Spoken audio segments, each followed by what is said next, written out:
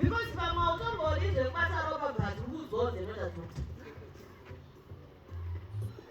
Zero out on body, you own a shadow. But who's owns the sheep? And I say, underdog. You see what I'm saying? So you exactly. Your personality has to go with your career choice. I'm an extrovert. I have introvert tendencies, but largely, Tat is an extrovert.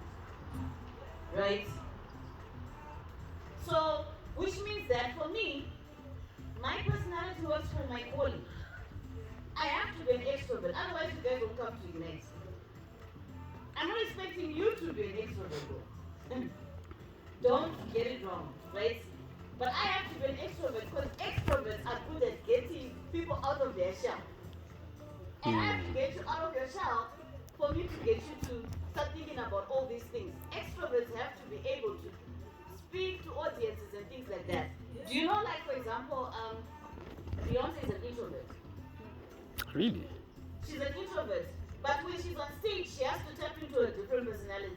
Yeah. Personality she calls Sasha whatever. It is a demon area. Sasha Fierce or something like that. Yeah. It's a personality she had to develop.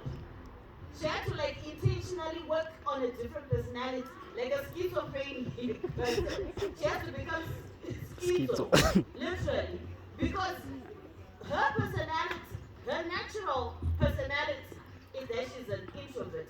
And when you're an introvert, you can't do what Beyonce does on the stage.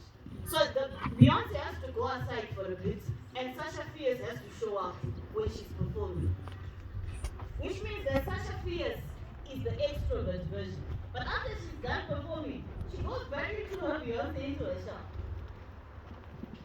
That's why she doesn't like to talk about her personal business.